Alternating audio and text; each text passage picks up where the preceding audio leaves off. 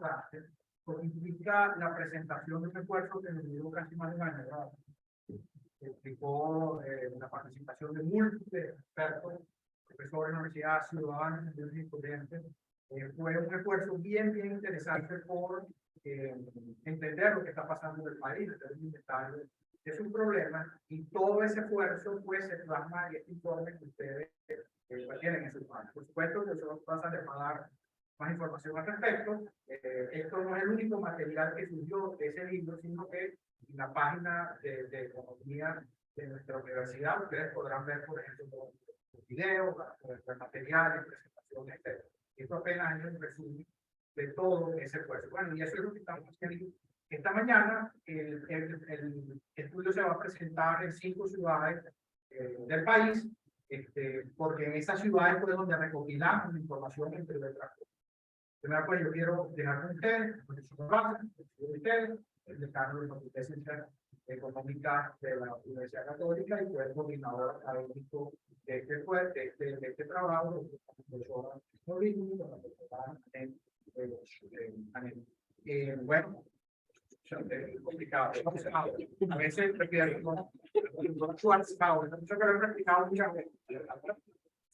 pero en todo caso, bueno, yo voy a dejar al decano para que palabra y digo un poquito.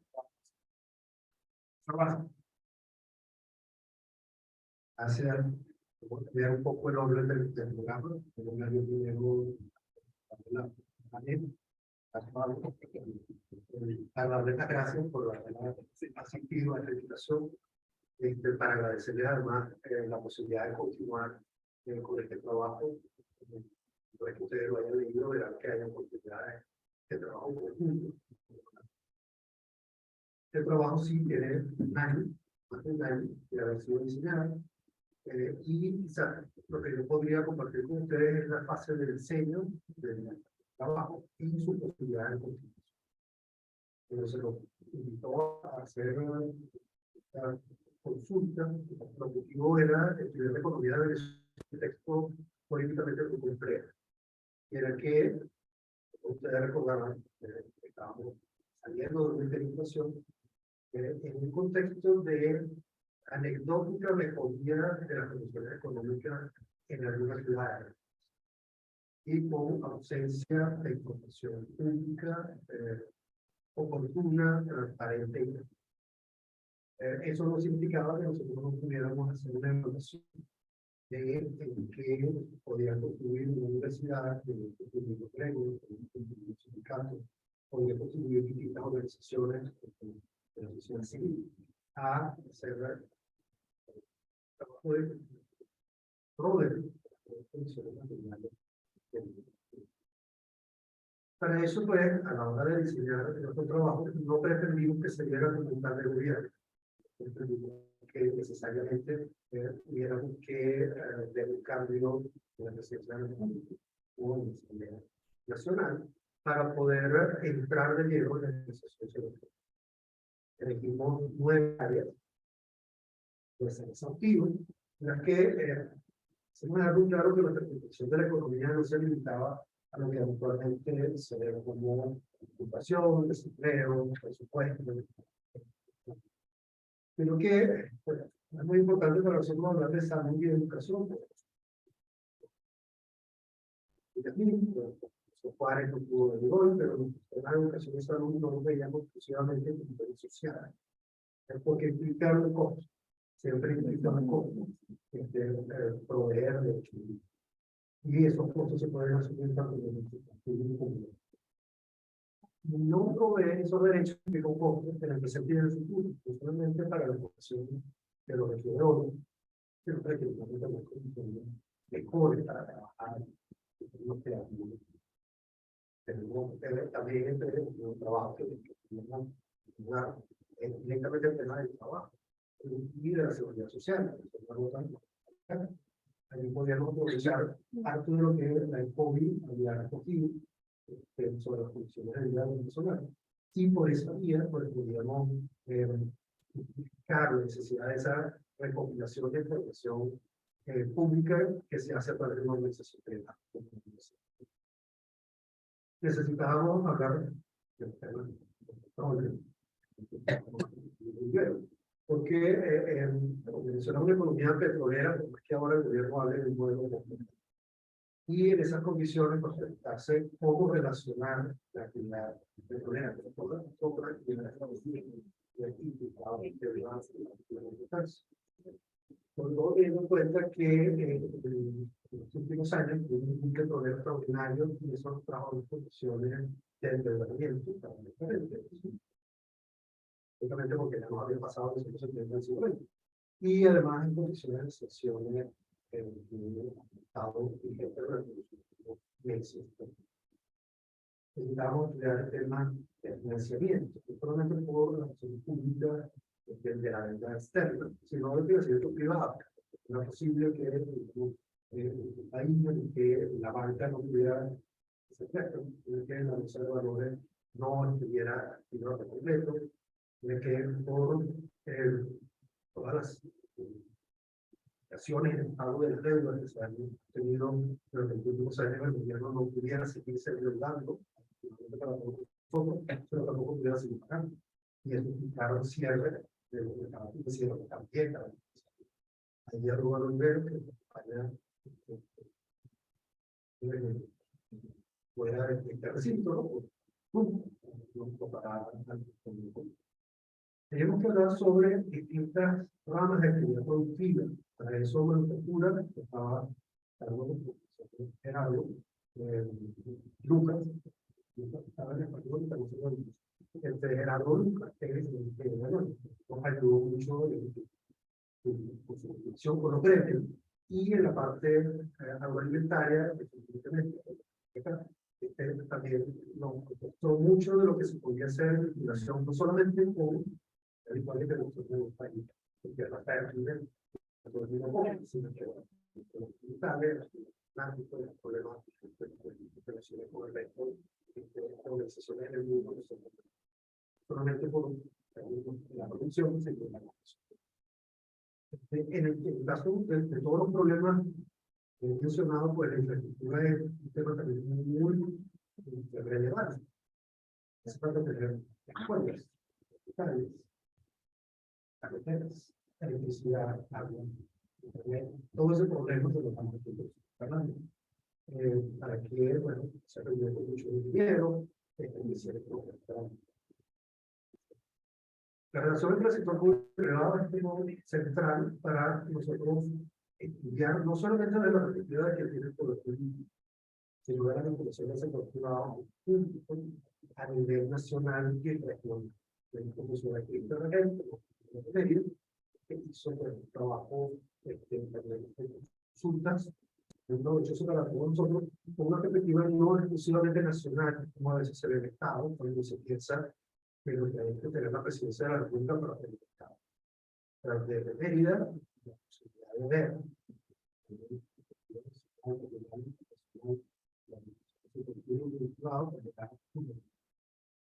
allí pues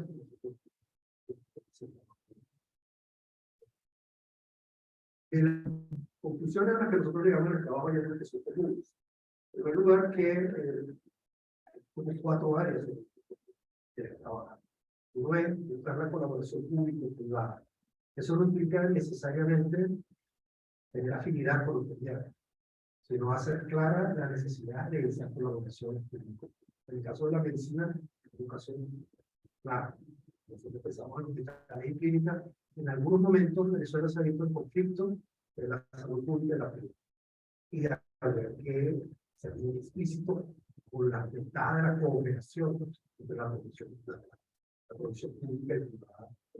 Y lo mismo pasa con la educación. Por eso una universidad como la pública que es privada, como por central, como la UNA, la otra.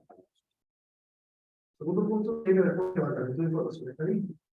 En nuestro país, el INE, el Banco Central, el Ministerio de Finanzas dejaron de publicar. Si no fuera por el COVID, no sabríamos prácticamente nada sobre la producción. En ese caso, pues, distintos proyectos pueden dar origen a información desde la cultura, encuestas de empresas, como lo hicimos por el apoyo de la compra de la UNA Guayana, los puntos de partida.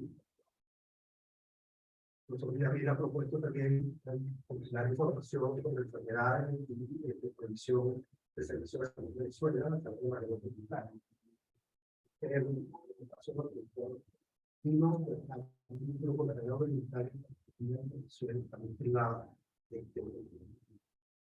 sobre actividades públicas del grupo de si hay una cantidad de trabajo. Una tercera es la generación de conocimiento. Y a mí pareciera que es redundante, pero no lo es. Si uno observa la calidad de la discusión política sobre economía es muy deficiente. Cuando una hiperinflación, la respuesta a una hiperinflación era la dolarización, no podría pensar, y voy a entrar en los detalles, podría pensar que se saltaron demasiados pasos intermedios para explicar el paso de una cosa y la de cada cosa. Generar conocimiento es claro. Y dificultar, y eso nos ha ayudado a la cultura de la urbana, pero es muy importante para todos. Que no solamente quede el registro del que alguien lo pensó y lo dijo, sino que cuando haga falta, alguien haya podido leer. También la posibilidad de, no estoy haciendo una comparación, de recuperación alemana después de la guerra, tuvo que ver que se estudia a pesar de eso. La generación de conocimiento y la difusión de conocimiento claro. En cualquier condición política de que vivamos. Para poner un ejemplo más cercano, los que estuvieron presos en el castillo de Puerto Cabello escribían por cierto, se interesaron en y buscar fuentes de financiamiento. Y buscar fuentes de financiamiento complejo en condiciones como nuestras. Y alguna cooperación internacional ha aprobado ser importante para nosotros. Bien, yo terminaría la palabra ahí. Charles Pablo.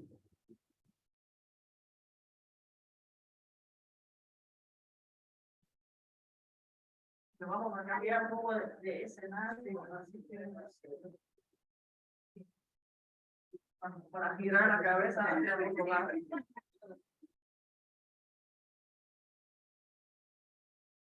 Bueno, estimado señor Hack, estimadas autoridades de la Universidad Católica, estimados participantes presenciales, online, estimados coordinadores temáticos, señoras y señores.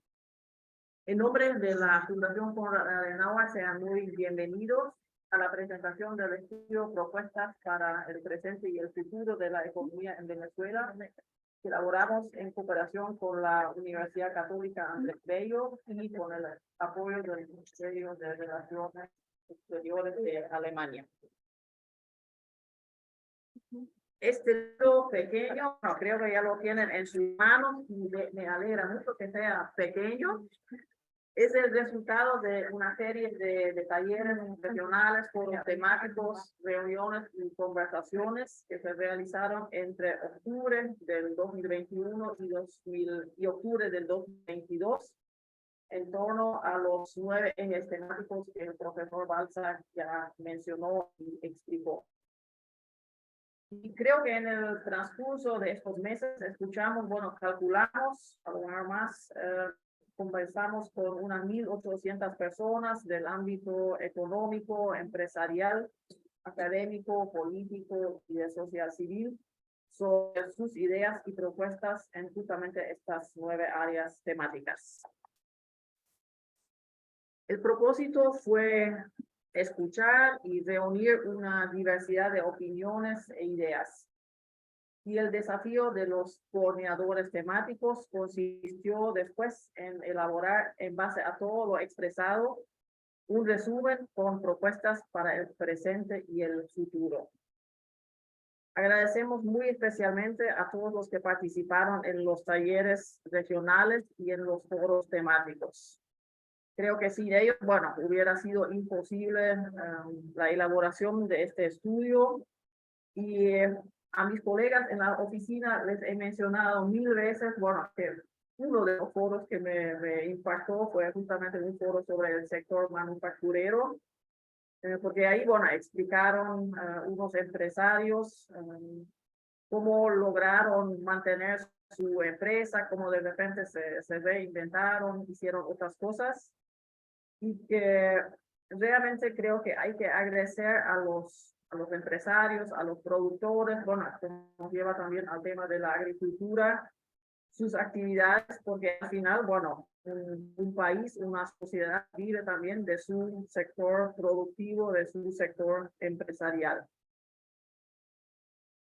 Y por eso, bueno, espero que más allá de lo académico y del debate, espero que las propuestas se conviertan en algo concreto.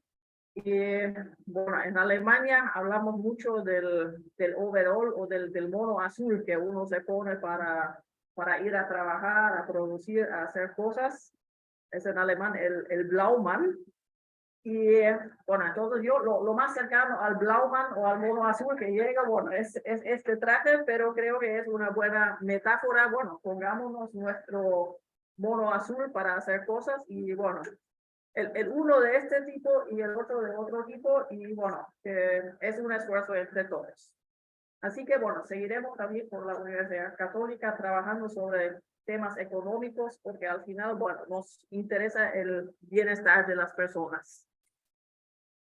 Gracias a los coordinadores temáticos, vamos a escuchar a unos 3 hoy.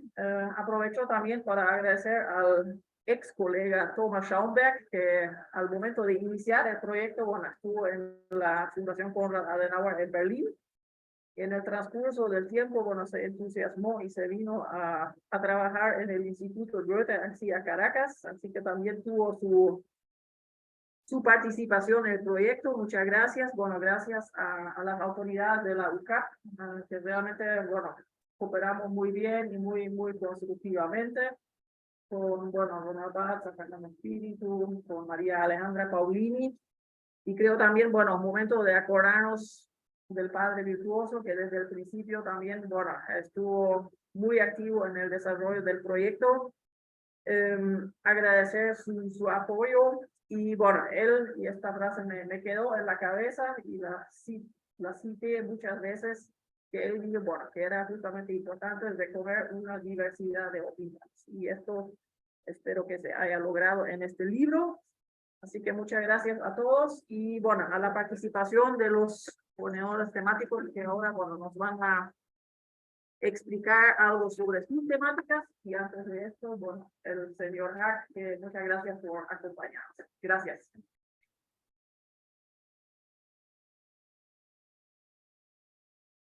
Gracias, señora Caspa. Muy buenos días a todos aquí presentes y virtualmente. Siempre es un gran placer estar aquí en la UCAP, por lo menos que está muy cerca de nuestra embajada. Gracias por organizar este evento a los representantes de la UCAP, que es un socio muy estrecho de nuestra embajada en varias áreas y nos complace muchísimo esta cooperación que es muy fructífera. Quisiera añadir algunos aspectos de mi experiencia con Venezuela, que tiene más o menos 20 años desde que primera vez llegué aquí. Y cuando la primera vez estaba aquí, las circunstancias eran bien diferentes, la economía del país era bien diferente, no por lo menos que el barril estaba a $140, el escenario era diferente. Durante este periodo había otro, no quería evento académico, pero un evento con un input, una contribución de un académico que por lo menos tiene origen alemán. En la Asamblea Nacional fue presentado el concepto del socialismo del siglo XXI por el académico Heinz Dittl, de origen alemán, ahora realizado en México. Bueno, ¿qué pasó con este socialismo del siglo XXI? En muchas partes de Venezuela sí se llegó al concepto del trueque, pero en la realidad el socialismo del siglo XXI no queda mucho y no se habla más de eso. La realidad del país es otro y la realidad a partir del año 2014 es una emigración masiva, aún más masiva, de más de 7 millones de venezolanos. Hay algunos aspectos positivos últimamente, como es la reapertura de la frontera con Colombia después de 7 años. Esto, por ejemplo, facilita la salida, la migración en ambas direcciones de migrantes. En enero, este fue en octubre, en enero se abrió también la frontera para vehículos.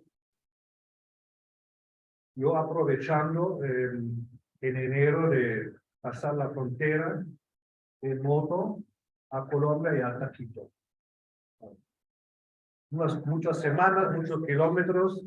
No voy a entrar en eso, pero lo que sí no podía creer y que realmente me movió mucho es que durante este viaje, a lo largo de las arterias de Colombia y Ecuador, Panamericana, etcétera, aún hoy, en el año 2023, pasando a centenares y centenares de caminantes venezolanos, que a veces, bueno, muy poco que trajeron, sin dinero, nada, hablando con muchos de ellos. Había una señora en una silla empujada, un hombre con solo una pierna, familias con niños, bebés, y sin ningún recurso. En la noche están durmiendo ya. Hablando con ellos de dónde vienen, de anteriormente, de ciudades muy beneficiadas, Valencia, Barquisimeto, Puerto La Cruz. Y la respuesta era, no tenemos más que hacer aquí en Venezuela, no hay manera de vivir. Una familia con dos familias con niños, un bebé en brazo, me dijeron en el sur de Colombia, estamos caminando 4 meses en 2.500 kilómetros. ¿Y dónde van? Bueno, primero a Ecuador, después a Perú. Calculamos 3 meses más. Wow. Y la pregunta al final siempre era, ¿y regresarían a Venezuela? Bueno, lo dijeron muy blando, yo lo pongo en otras palabras. Solamente si cambian las circunstancias. Economía. Entonces la economía es clave para gran parte, quizá la mayoría probablemente de los venezolanos. Ahora estamos en otro momento oportuno, esperamos por lo menos de que se elecciones, la comunidad internacional está apoyando procesos para que haya elecciones transparentes, libres, etcétera. ¿Y qué va a ser clave para estas elecciones? Las condiciones dadas. Para citar Bill Clinton, que ganó las elecciones con este tema, it's the economy stupid. La gente quiere, en primer lugar, después de tantos años, progreso económico. Un concepto económico que puede cambiar el rumbo del país, que ciertamente de 2014, con la pérdida de 80% del Producto Interno Bruto en otra dirección, para que haya futuro, para que pueda regresar los migrantes, que haya esperanza. Y ahí, por eso también nuestro gobierno, apoyando esto, hay propuestas económicas para el país que van a ser muy importantes para lograr este cambio.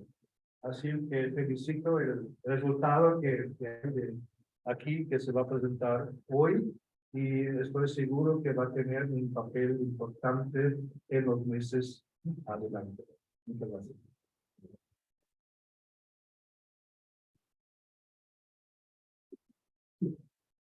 Sí, a continuación, viene la presentación de la profesora Cristi Rangel, quien está conectada.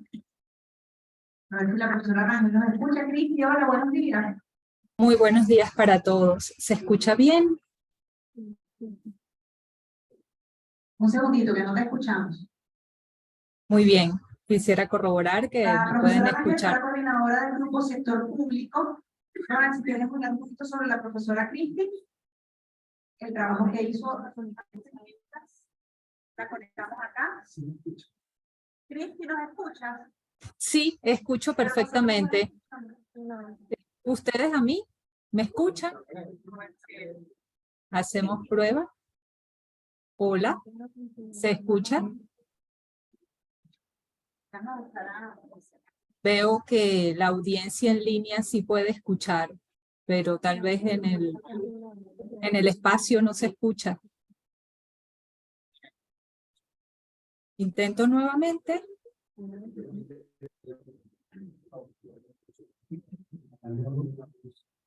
Hola, hola.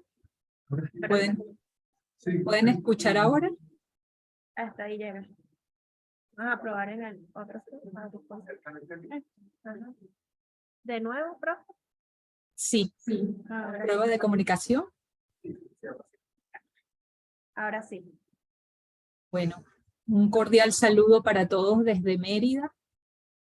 Inicio dando un mensaje de salutación al profesor Ronald Balsa, decano de la Facultad de Ciencias Económicas y Sociales de la Universidad Católica Andrés Bello y demás integrantes del cuerpo directivo de la universidad, al señor Hans, consejero ministro de la Embajada de Alemania, a la señora Annette Schwarzbauer, representante de la Fundación Konrad Adenauer, y a mis queridos colegas respetados que comparten en el día de hoy esta presentación de algunos resultados de los sectores analizados durante la investigación de propuestas para el presente y futuro de la economía venezolana. Voy a compartir una pantalla para mostrarles las ideas fundamentales que fueron discutidas en el sector público muy brevemente y que estuvieron vinculadas con otros sectores que realizaron sus análisis. Digamos, varias de las reflexiones están en común con otros de los sectores. Teniendo en cuenta pues, el fracaso de las actuaciones del Estado, tanto haciendo análisis desde el punto de vista de la teoría del sector público, como también desde el punto de vista de las disposiciones constitucionales respecto a las actuaciones del sector público, surgieron las siguientes propuestas que tuvieron una mirada no solo económica, sino también desde el punto de vista de la ciencia política, dado que están demostrados los estudios de correlación entre la calidad de un sistema democrático y el desarrollo económico de los países.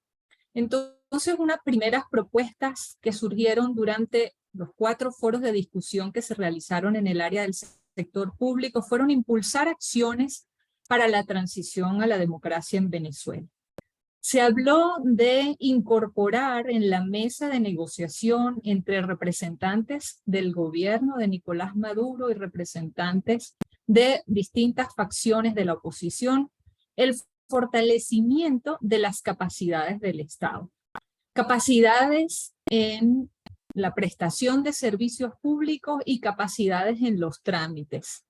Fortalecer estas capacidades para recuperar la confianza de los ciudadanos en las actuaciones del Estado y porque también que empecemos tempranamente a mejorar la forma en la que el Estado presta sus servicios con aprovechamiento de tecnologías digitales, pues permitirá que se sostengan cambios a favor de la democratización tan necesaria en nuestro país. Y aquí viene también otra parte muy importante y es que se abra una discusión con autoridades de los ámbitos políticos, con representantes de los sectores empresariales, de la sociedad civil, de las academias, sobre las relaciones entre el Estado y la sociedad, los roles respectivos, hasta dónde debe alcanzar la actuación del Estado y cómo debe garantizarse unas relaciones que sean más equilibradas, más dialogantes entre los ciudadanos y el sector público. Considerando que estamos en los albores de una transición energética, considerando que las tecnologías digitales han cambiado las formas de producir, de comunicarnos, de distribuir, es preciso que el Estado se enfoque en la promoción de capacidades de los agentes económicos, de los ciudadanos, de los trabajadores, que sea garante de derechos humanos y que permita un ambiente habilitante a empresas y organizaciones civiles para la innovación. Por supuesto, un papel del Estado que procure la sostenibilidad ambiental y que se comporte como un árbitro imparcial cuando tengan que resolverse conflictos entre dos o más pretensiones. También dentro de estos deseos de impulsar la transición a la democracia se habló del fortalecimiento de los partidos políticos, de superar esa resistencia a la democratización interna y de que se conviertan en espacios para una genuina deliberación sobre los asuntos de interés colectivo, sobre los asuntos públicos, y que también haya espacio en esta discusión para la sociedad que no milita o no realiza activismo político. También se habló de la importancia de que organizaciones de la sociedad civil, empresas, iglesias, ciudadanos en general, fortalezcan sus capacidades organizativas para incidir en la discusión pública, para ejercer mejor control social a la gestión de gobierno y así establecer contrapesos. En el ámbito específicamente económico, se habló de aumentar la efectividad de las políticas. Específicamente en la gestión de la administración financiera del sector público, se propuso retomar la Ley Orgánica de Administración Financiera del Sector Público, que es la gran ley marco de la administración financiera, y de la cual tuvimos una norma modelo originalmente aprobada en el año 2001, pero que fue modificada posteriormente en 13 ocasiones para flexibilizar sus normativas, para flexibilizar reglas macrofiscales, y entonces sería muy interesante que volviéramos a esa normativa original, de tal manera de que se garantice este sistema integrado de presupuesto, de crédito, de tesorería, de contabilidad, que se eliminen los presupuestos paralelos que existen en Venezuela, exista un solo documento presupuestario que se someta a reglas macrofiscales que ya existen, a la vez de que se creen nuevas reglas macrofiscales, por ejemplo, retomar la existencia del Fondo de Estabilización Macroeconómica y de los marcos plurianuales del presupuesto, y que se cree una institución fiscal independiente o consejo fiscal independiente que mire desde el punto de vista técnico la pertinencia de las políticas fiscales y monetarias que se proponen en el país.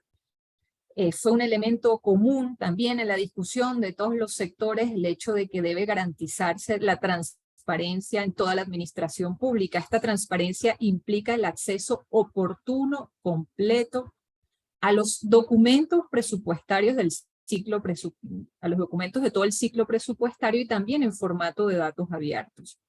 Esto requiere que los documentos contengan toda la información sobre los ingresos, sobre los gastos, sobre la deuda. También un tema importante que se analizó de forma aparte como uno de los sectores, porque ahora mismo pues los compromisos son múltiples. No hubo una única política de deuda, tuvimos distintas formas de endeudarnos y ahora pues enfrentamos un conflicto sobre atender y la forma en la que atendemos a nuestros distintos acreedores. También dentro de la transparencia fiscal importa que existan canales de comunicación de los ciudadanos para la formulación, el seguimiento y la evaluación de todas las políticas públicas en nuestro país, y que los canales o instrumentos de control fiscal, las instancias como la Contraloría General de la República y el Parlamento, pues cumplan su misión de control de la gestión presupuestaria. Por supuesto, devolver la autonomía al Banco Central de Venezuela y su carácter técnico. También fue mencionada la necesidad de regresar a la ley de 1992, que daba un marco jurídico adecuado para el ejercicio autónomo de las competencias monetarias, evaluar la propiedad de más de 690 empresas propiedad del Estado, que están ahora mismo en manos del Poder Nacional, pero podríamos extenderlo también a otras 217 empresas que están en manos de gobernaciones, de las cuales la mayoría no están cumpliendo este balance positivo entre que ofrezcan mayores beneficios sociales respecto a los costos sociales y los costos financieros para el Estado.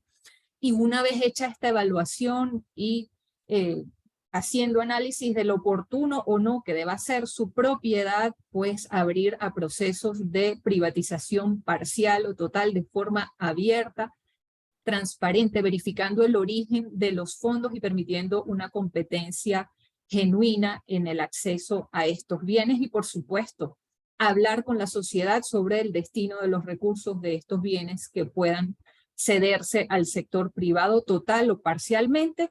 Y también se comentó sobre la necesidad de que aquellas empresas que se quedan en manos del Estado cumplan con los criterios de responsabilidad ambiental, social y un buen gobierno corporativo, que se resista a la flexibilidad de los presupuestos, al uso de las empresas para políticas y prácticas clientelares o para las asimetrías en el mercado en favor de unas pocas personas.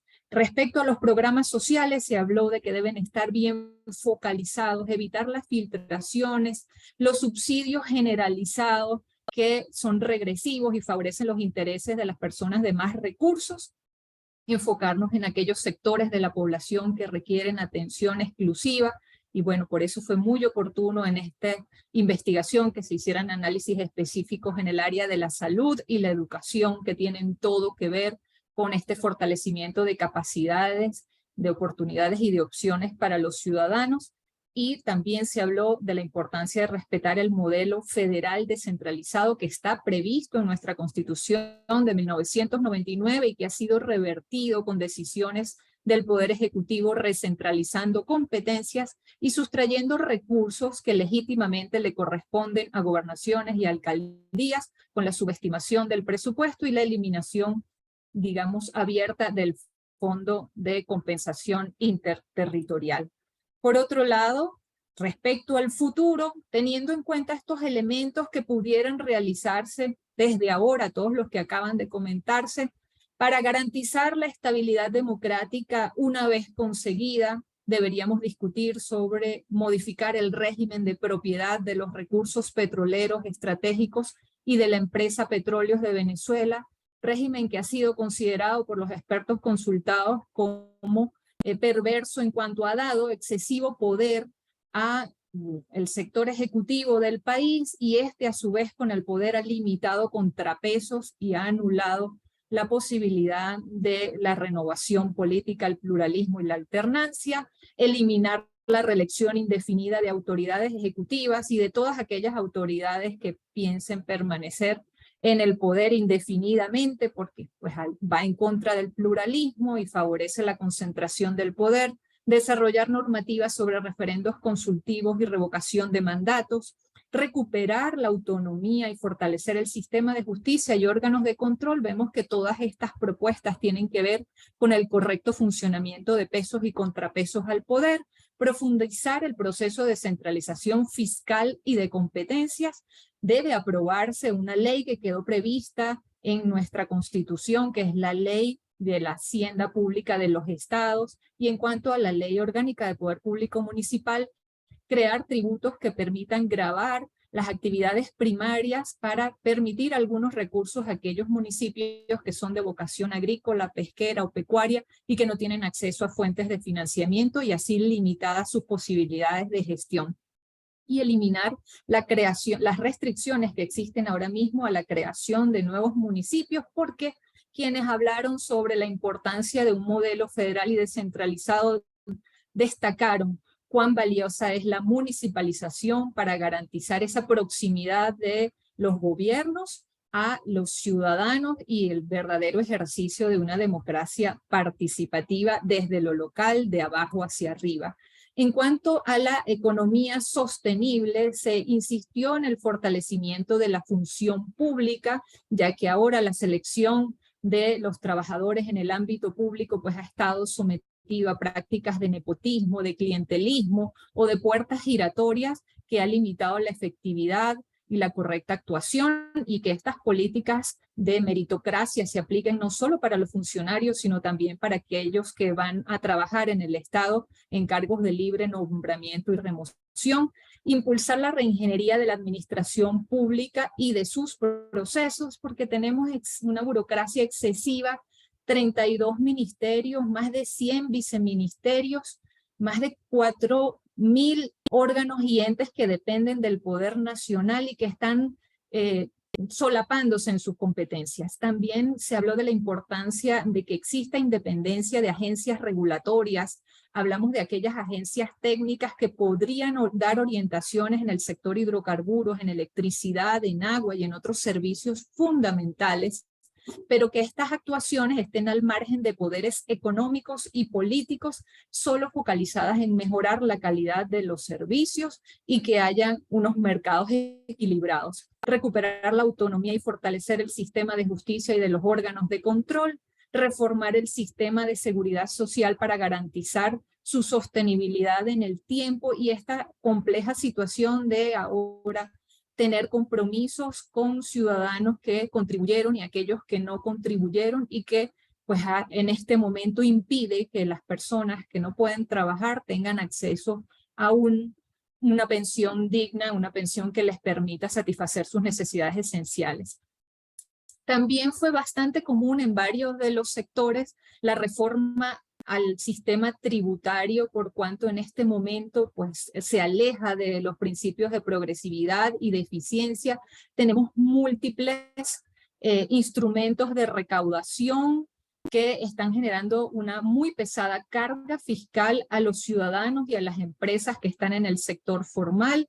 Dado la gran cantidad de informalidad en nuestro país, pues tenemos entonces un sistema tributario que no es equitativo porque hace recaer pesadas cargas fiscales en solo un pequeño grupo de ciudadanos y empresarios que están dentro del sector formal, y además el diseño pues va en contra de los principios de sencillez, de los principios de justicia tributaria y de capacidad económica. También es importante reformar el Código Orgánico Tributario, que ahora tiene un sistema en el que la unidad tributaria quedó para las rebajas y desgravámenes, pero para las sanciones entonces utilizamos una moneda extranjera, quedando la unidad tributaria rezagada y sin ningún valor. También es un sistema muy perverso.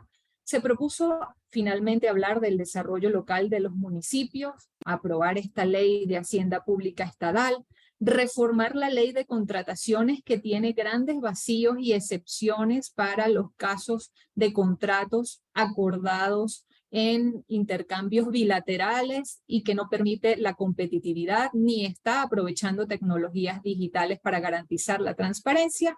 Y finalmente, promover que Venezuela se incorpore a la Alianza de Gobierno Abierto, creada en la Organización de Naciones Unidas en el año 2011, y que permitiría que ciudadanos y sector público de forma cooperativa propongan planes para mejorar servicios, para establecer transparencia y rendición de cuentas y objetivos de medición de que se están cumpliendo estos principios, para que se aprovechen tecnologías digitales y los canales de comunicación Estado-sociedad pues estén fluidos y se garantice esta relación dialogante y equilibrada entre sector público y sociedad civil.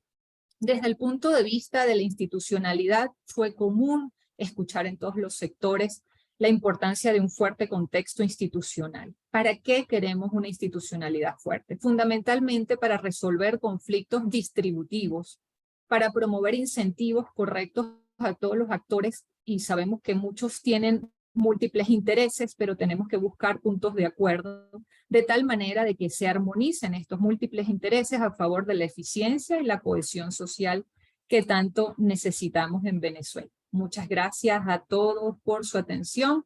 Quedo a la orden en caso de alguna pregunta. Feliz día. Es del Estado Mérida.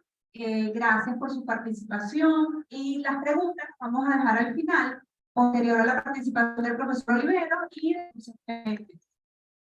Ok, a continuación entonces el economista Olivero, quien fue el coordinador del grupo Financiamiento Externo e Interno. Profesor Olivero, hola, buenos días, ¿cómo estás? Saludos. Buenos días, saludos a todos. ¿Me oyen bien? Exactamente. Buenísimo, déjenme compartir pantalla. Bueno, en primer lugar, darle las gracias a la Universidad Católica, en especial bueno, al profesor Ronald Balsa por invitarme a participar de este proyecto. También a la Fundación Konrad Adenauer, al gobierno alemán, por, bueno, dar espacio para proyectos de este tipo, la discusión de ideas sobre temas relevantes para Venezuela, para lo que implica su reconstrucción, que no solamente es mirar al futuro, sino mirar desde el presente y aprendiendo desde el pasado. A mí me tocó coordinar la mesa de financiamiento, un tema fundamental.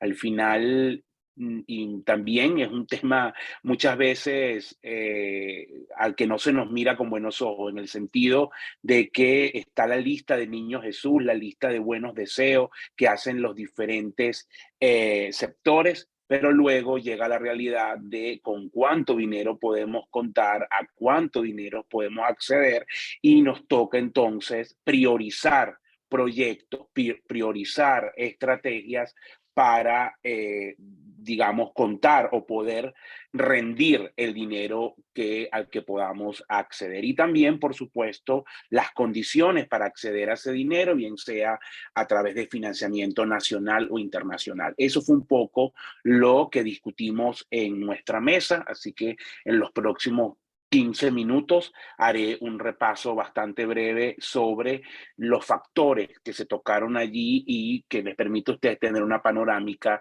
sobre lo complejo y retador que es el tema del acceso a financiamiento, las implicaciones que esto tiene y lo que deriva para el resto de los trabajos, que forma parte obviamente de la amalgama institucional que necesita el país y que buena parte de ella la describió Cristi en la intervención previa sobre ciertas instituciones desde el punto de vista económico, en el ámbito fiscal, en el ámbito monetario, que tienen que estar robustecidas incluso para ganar credibilidad y para poder acceder a financiamiento. Eso también va a marcar el ritmo de la recuperación, la velocidad de la recuperación, la cantidad de financiamiento que podamos acceder. Entonces, bueno, déjenme compartir pantalla. Un momento, por favor.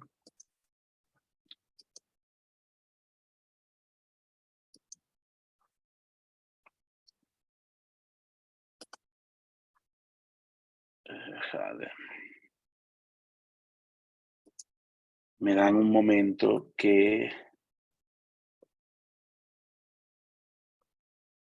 la computadora me está exigiendo que le meta la contraseña para poder habilitar la pantalla.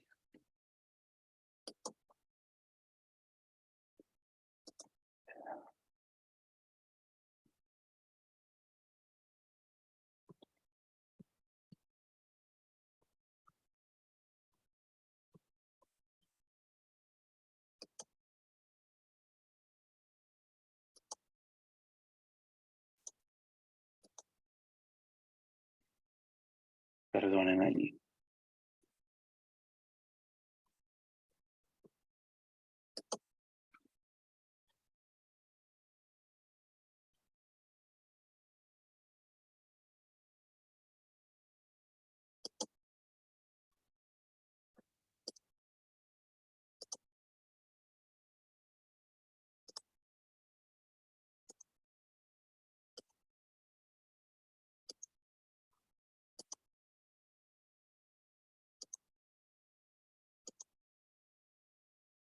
Pero ahora no me deja compartir la pantalla acá.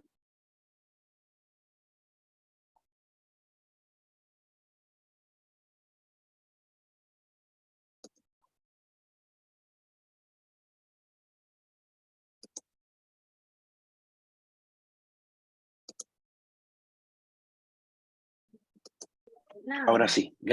No, ya listo. Gracias.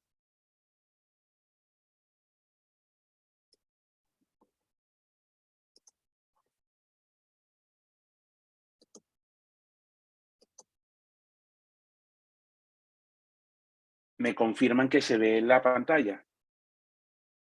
Sí se ve.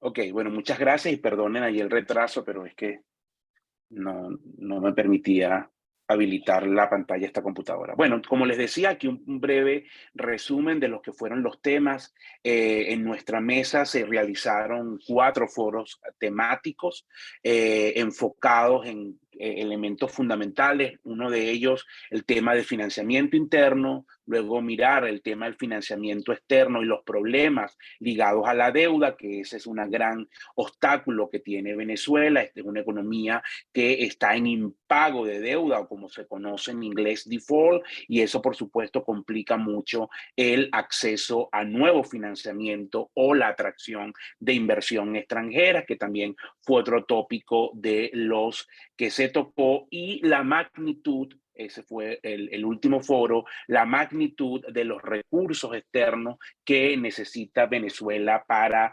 iniciar un ciclo de reconstrucción y de crecimiento sostenido. Es importante cuantificar esos recursos, insisto, para poder tener claro cuáles proyectos se pueden financiar y cuál es la hoja de ruta para seguir adelante. Entonces, eso fue un poco los tópicos que nosotros tocamos. De forma muy rápida voy a hablar algunos de ellos. En primer lugar, respecto a financiamiento interno, el tema del crédito interno, contamos con la participación del economista Tamara Herrera. Allí uno de los puntos que más se destacó fue la destrucción del crédito en Venezuela, producto del ciclo de hiperinflación principalmente, y cómo esta economía está operando sin crédito. Es un gran obstáculo para el avance y el crecimiento del sector privado. También tiene implicaciones bastante profundas en la capacidad de consumo, porque no hay crédito personal o individual, y eso es una de las grandes restricciones que tiene hoy la economía venezolana. Además, que es un problema estructural, porque la banca es pequeña. El crédito en Venezuela no representa ni 2 puntos del PIB, y parte de la discusión es cómo construir un nuevo sistema financiero que permita una recuperación del crédito, que permita financiamiento de la inversión y también pues de soporte al consumo. Eso fue uno de los elementos que se dio en la discusión. Por supuesto, también el tema ligado a la situación del Estado venezolano. Fíjense ustedes lo que ha sido la contracción tan profunda de gasto en Venezuela en los últimos años. Esto también tiene implicaciones importantes sobre el tema financiamiento, es decir, al final nosotros en el proceso de reconstrucción del país, yo he insistido mucho en esto y es un tema que tocó Cristi en su intervención anterior, el tema es el rescate del rol del Estado en la economía. Hoy el Estado en la economía, más allá de su estructura regulatoria o de su estructura de control social, como hacedor de políticas públicas, como proveedor de bienes públicos, es inexistente. Y eso, por supuesto, tiene implicaciones sobre la competitividad, sobre una cantidad de desafíos que como economía y como país, desde el ámbito económico, social y productivo tenemos, y no podemos dejar por fuera. Sé que este tópico se tocó en diferentes mesas, así que no voy a hacer mucho énfasis en ello. También está el tema ligado a la recaudación tributaria, el problema de los encajes. Y fíjense, este gráfico simplemente es una evidencia gráfica de lo que es la destrucción del crédito en Venezuela. Por allí en el año 2013-14, la cartera de créditos de la Banca Nacional era equivalente a unos 35.000 millones de dólares. Esto es más o menos unos 15 puntos de PIB para el PIB de esa época. Hoy la cartera de crédito está en torno a unos 800 millones de dólares y es alrededor de 1.2 puntos de PIB. Eso es lo que tenemos hoy y, por supuesto, en esas circunstancias difícilmente pueda financiar grandes proyectos, no solamente del sector privado, sino incluso del propio sector público, si esa necesidad existiera. Luego está, esto insisto, son obviamente un resumen bastante rápido del tema del crédito y del financiamiento interno, que el punto que queríamos destacar es el problema estructural de la banca. Luego, con Jesús Palacio Chacín, otro economista, hablamos del tema de la deuda, el problema del default que tiene Venezuela, del impago y todas las implicaciones que esto tiene.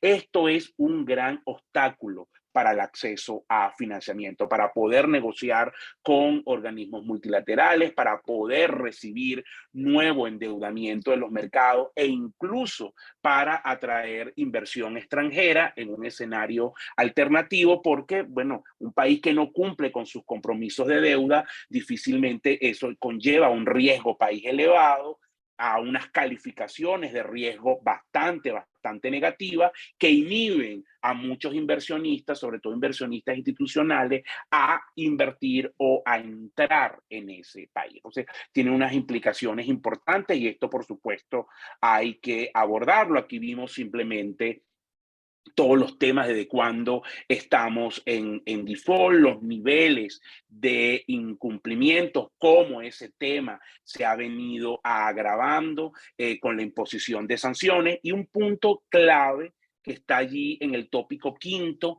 que es cómo la deuda contabilizada, los pasivos del Estado, no solamente deuda en bonos, sino otros pasivos, estamos hablando de más o menos 130 millones de deuda, 130 millardos, perdón, ahí hay un error, 130 millardos de dólares en deuda. Hoy más o menos el PIB de Venezuela está en torno a unos 65.000 millones de dólares, es decir, que para los niveles de hoy eso es equivalente a prácticamente 2 veces el tamaño de la economía. Y aquí, bueno, está un poco el desglose que por lo menos hasta 2018, lo dejamos hasta allí por el tema del default, digamos, se está contabilizado esa deuda, porque insisto, para poder abordar el tema del impago, para poder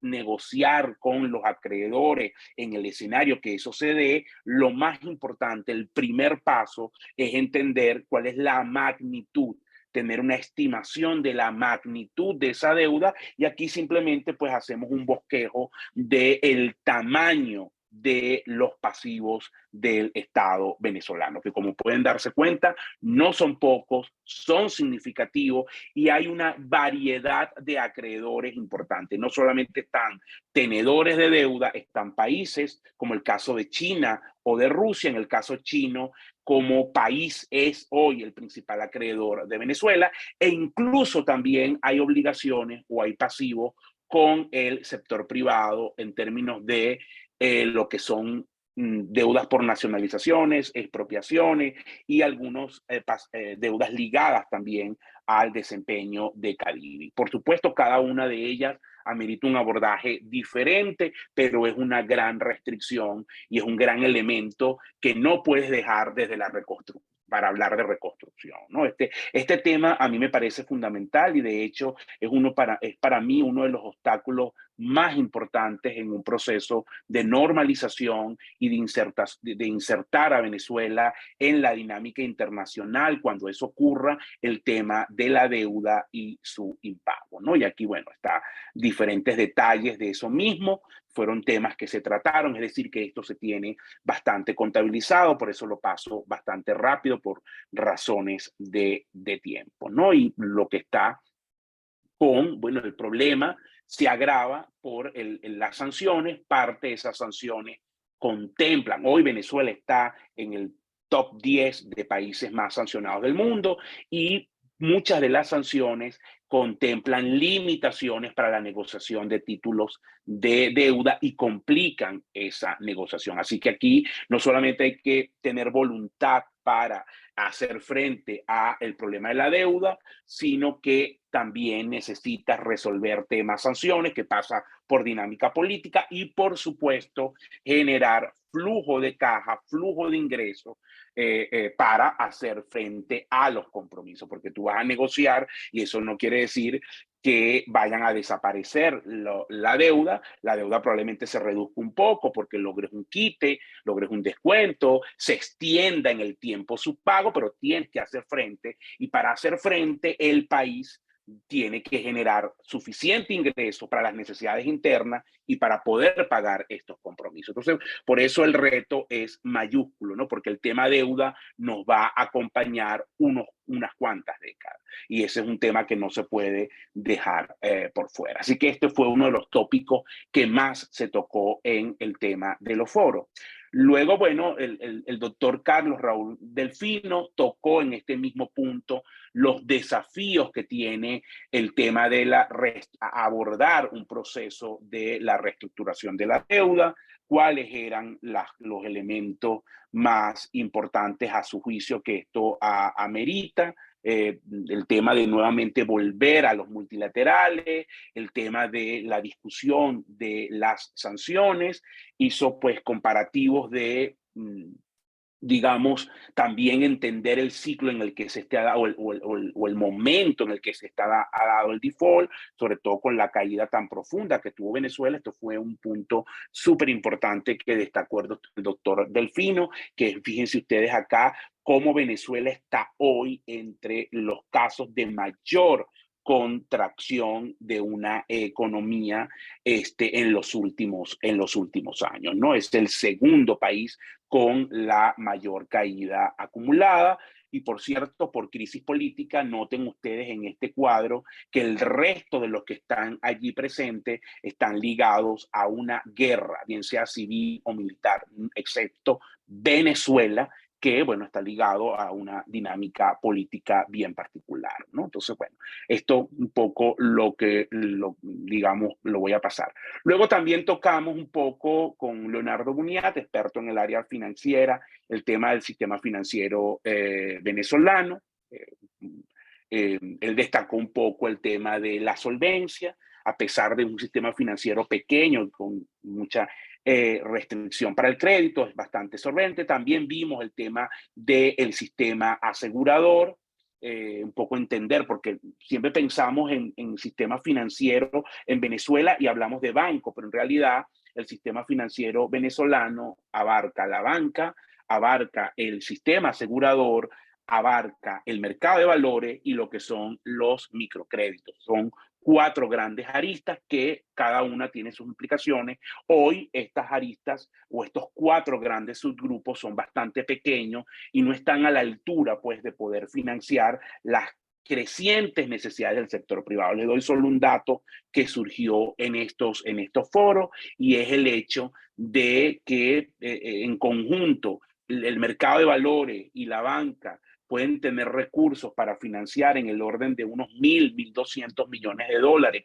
para el sector privado este año 2023, pero sus necesidades, o sea, lo que el sector privado necesita, está en el orden de unos 7.000 millones de dólares. Entonces la brecha es muy grande y ni hablar en un proceso hacia adelante de reconstrucción y de Venezuela, ¿no? Entonces también fue un punto que tocamos junto con el tema de valores.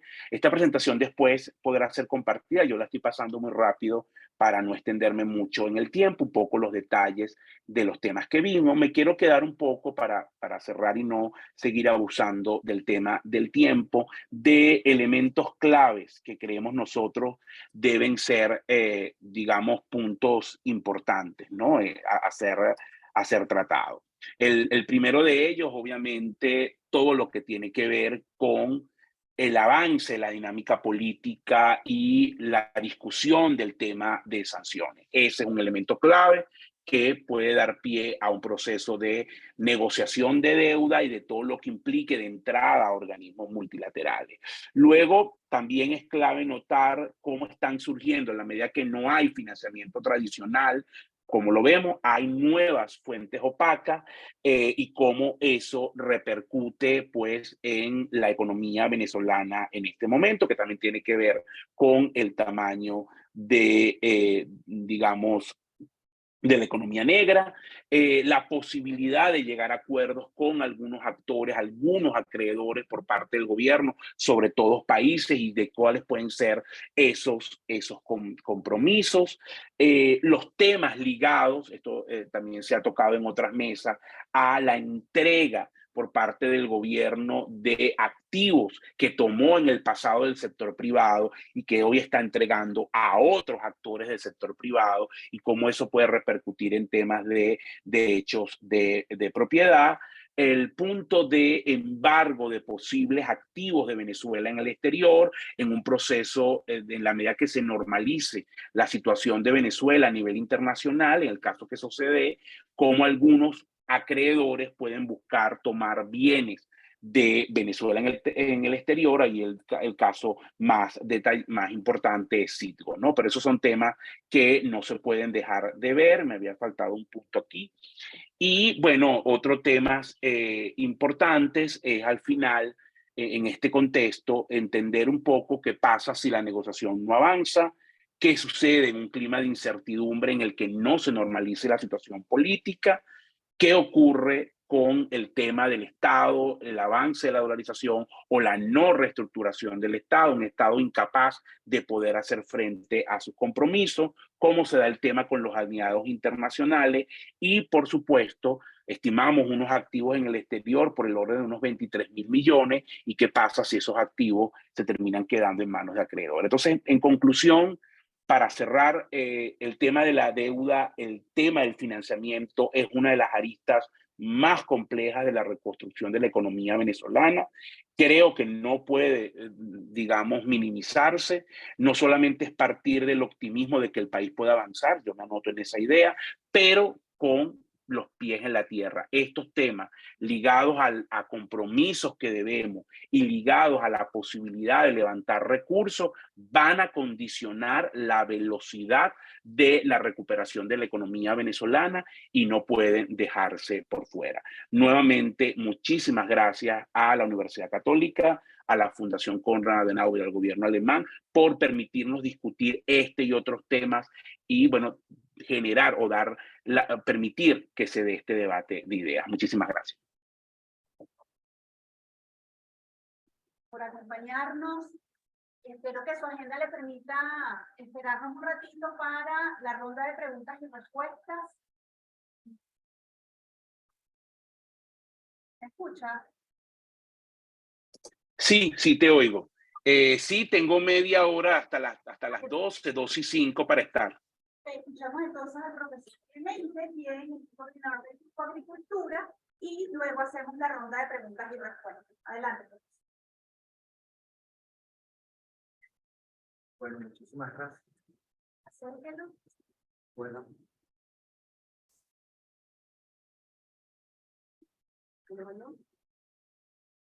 Bueno, muchísimas gracias.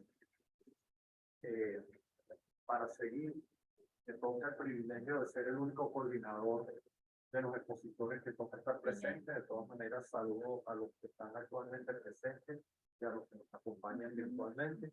Igualmente, aprovechar a agradecer a la Fundación Konrad Adenauer en la persona de Daniel Schwarzbauer y a la Universidad Católica en el nombre de Ronald Balsa, y a la embajada alemana, nuestro amigo el motociclista Andrea Sack, que realmente impresionó con su pequeño tour, que se abrió la frontera con Colombia. Y bueno, en esta oportunidad me corresponde a mí hacer la presentación de lo que fue el área temática de agricultura. Aquí vamos a ver las propuestas, resultados y aportes al debate.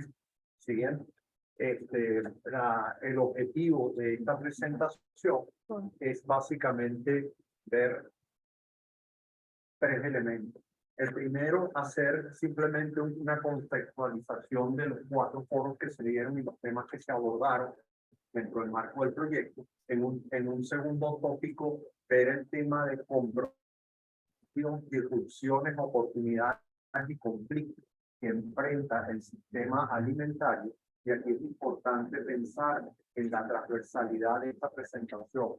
Si nosotros quitáramos aquí el sistema alimentario, pusiéramos el sistema educativo, pusiéramos cualquier sector de la manufactura, pusiésemos el sector salud, también tendríamos un conjunto de compromisos, desafíos, oportunidades que debemos enfrentar en el marco de lo que voy a permitirme hablar aquí, los acuerdos mundiales voluntarios, que son todo un conjunto de acuerdos que los países, incluyendo Venezuela, han firmado, lo cual nos impone un conjunto de elementos que tenemos que cumplir, o si no, nos vamos quedando fuera de cierta final. Y un último punto que básicamente creo que ya ha sido destacado por los 12 coordinadores que me precedieron, la importancia de pensar en una acción colectiva y colaborativa ante las múltiples agendas, temas e iniciativas que cada uno de los sectores y de las áreas temáticas que convocó este proyecto nos ayuda.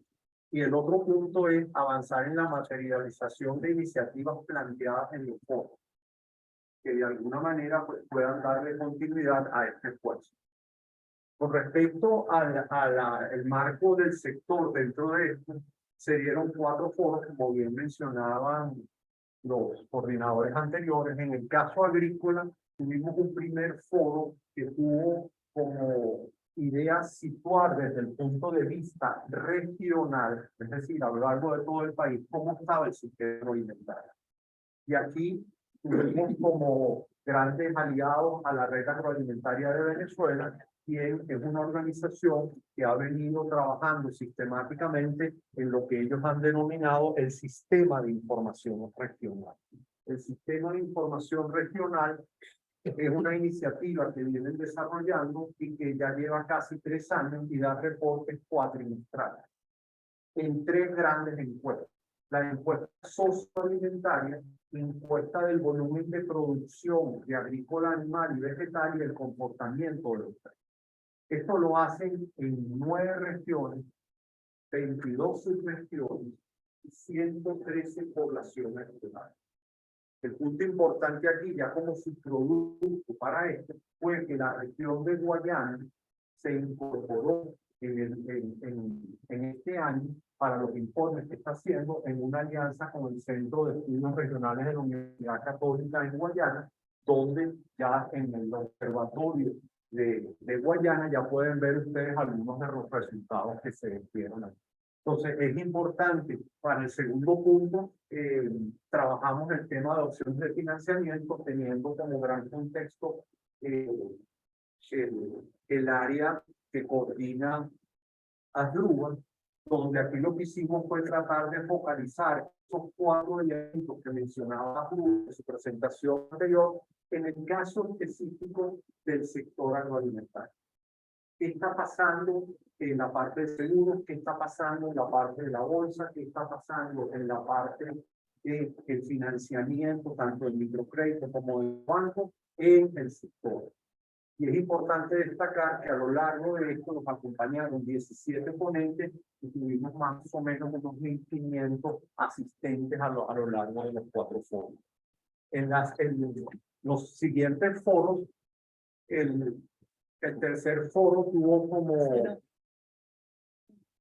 como foco analizar el tema de los compromisos, los desafíos y las oportunidades que tiene el sector agroalimentario en Venezuela en el contexto de los compromisos mundiales y de una serie de desafíos que existen a nivel de cada sector dentro de cualquier país. Es decir, cómo contrastamos el tema de seguridad alimentaria con el tema de nutrición, cómo podemos ver el tema de cambio climático en las distintas dimensiones, donde todo lo que es el sector agrícola es un beneficiario, pero también contribuye a todos los problemas de cambio climático, y cómo los distintos sectores tienen que irse incorporando a las discusiones que se van dando a distintos niveles.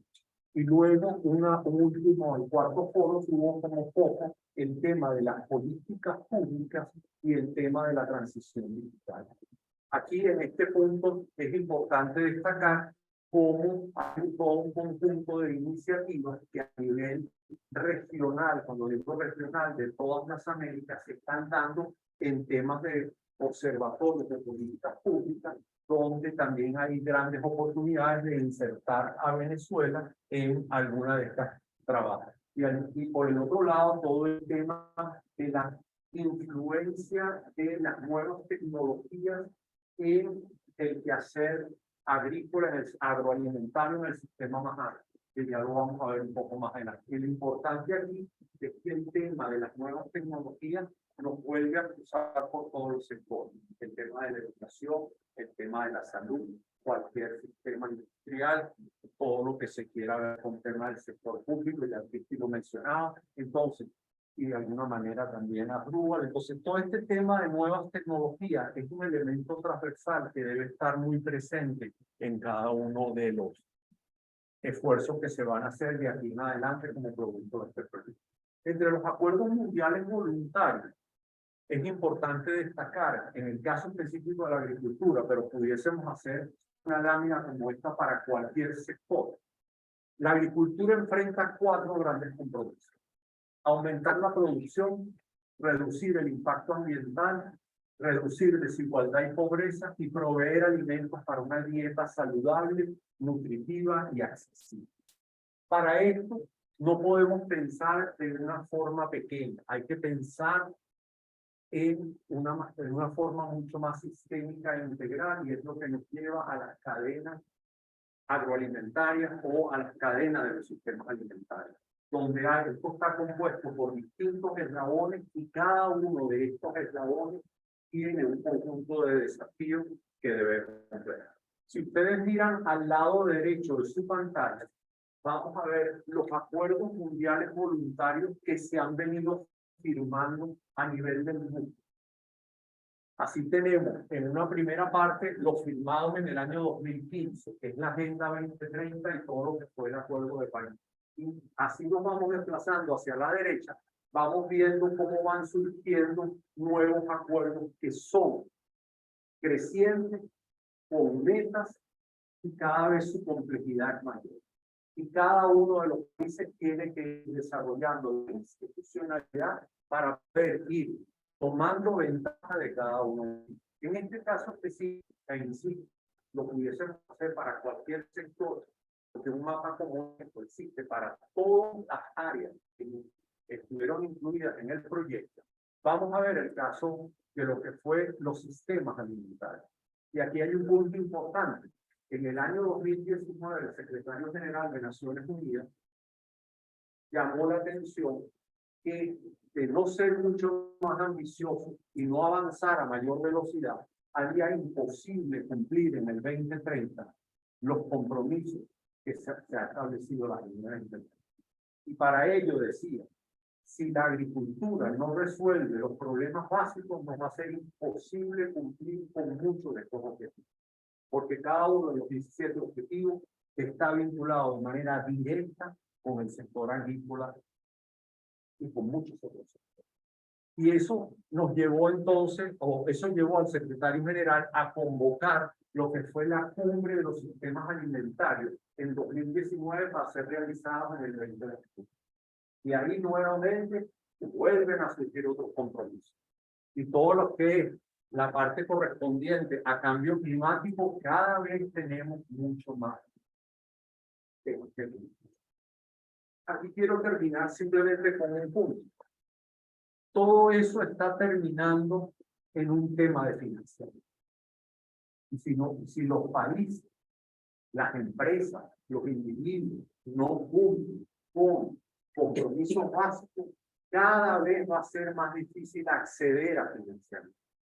En consecuencia, uno de los temas que hay que pensar seriamente, no solamente en el corto plazo, sino en el mediano y en el largo plazo, es cómo las asociaciones de productores, cómo las universidades, cómo los sectores de salud van incorporándose a estas dinámicas, porque estas dinámicas son ineludibles.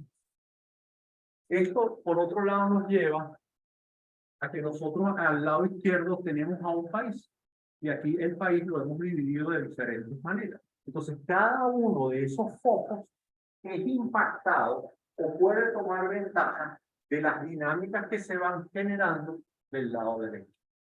Y eso nos lleva a lo que se ha dado el llamar hojas de ruta. Cada sector, sea el sector de educación, sea el sector de salud, sea una empresa, sea una asociación de productores, sea cualquier tipo de institucionalidad, se prepara con relación a cuál va a ser su hoja de ruta, cuál va a ser la hoja de ruta de cada uno de nosotros como individuos ante determinadas realidades. Por eso insisto de que aquí hay muchas cosas que son transversales para todos los sectores.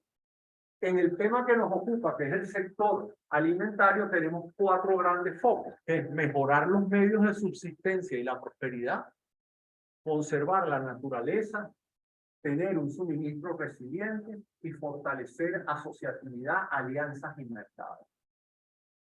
En esta dinámica, también esto nos lleva a lo que es analizar todas esas problemáticas por cadena. ¿Por qué? Porque todo lo que nosotros hacemos de insumos a consumo final, en cualquier área, sea la salud, sea la educación, sea no sé cuánto, la Universidad Católica tiene una cadena de valor. Las asociaciones de productores tienen una cadena de valor. Los sistemas, las clínicas privadas tienen una cadena de valor. Y cada uno de ellos tiene eslabones que tiene virtudes, tiene ventajas y tiene acciones que hay que tomar. Entonces, el tema del sistema alimentario sostenible pasa desde la elaboración de insumos hasta el consumo final. Lo que llama en la Unión Europea toda la iniciativa Farm to Market. O sea, toda la secuencia tenemos que pensar cualquier actor nuestro en esta dinámica. Por otro lado, las nuevas tecnologías siempre, en el caso específico, no voy a entrar en más detalles, en el caso específico de la agricultura, en la parte baja de esta lámina nosotros tenemos las cantidades de problemas generales que tiene la agricultura en cualquier país del mundo. Solamente que cada país tiene su realidad específica. Es decir, poco acceso a redes móviles y conectividad, crecimiento poblacional, cambio climático, deterioro de recursos, eso tiene problemas de baja productividad y eso nos lleva a exclusión financiera o a falta de conocimiento. ¿Qué es lo que ocurre? Nosotros, a través de nuevas tecnologías, cada vez más podemos ir logrando acceso a servicios, acceso a mercados y acceso a activos. Eso nos lleva, insisto, desde la parte de infraestructura y servicios públicos, pasando por la salud, siguiendo por la educación. ¿Hacia dónde debemos ir con todo esto y qué fue lo que tuvimos en el tema de esto?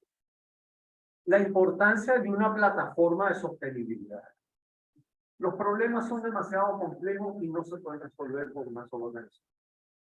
Así que en Venezuela tenemos que quitarnos un poco ese chip de que hay para que financien mi proyecto. Aquí si no hay proyectos colectivos y colaborativos, no hay posibilidad en el mundo.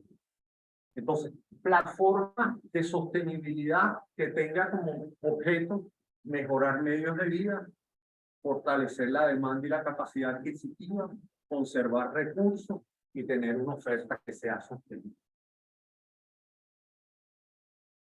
Eso dice que los ecosistemas, la interacción de distintas organizaciones, esto solo está hecho para el sector agrícola y agroindustrial, pero como podrán ver ustedes aquí, esta lámina se puede sustituir con la infraestructura y servicios públicos, con cualquier empresa del sector salud, área de educación, etc.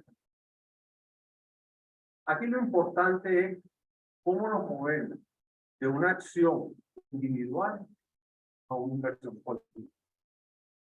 Y esto es que debe ir orientado a los esfuerzos que se hicieron en cada uno de estos foros, que fue identificar a un conjunto de organizaciones, ver qué es lo que esas organizaciones están haciendo y de alguna manera promover e incentivar de que nos podamos mover de las acciones individuales a la inversión colectiva. Aquí simplemente voy a destacar 9 áreas que producto del foro y de los foros y de las discusiones que tuvimos, son iniciativas que hoy están presentes en Venezuela, que requieren crecer y generar más alianzas y que pareciera un desperdicio después de este esfuerzo dejarlo hasta este punto. El tema, hay un observatorio de políticas públicas para sistemas agroalimentarios que está siendo promovido a través del Instituto Interamericano de Cooperación para la Agricultura en todas las Américas. ¿Quién se hace cargo de esto en Venezuela?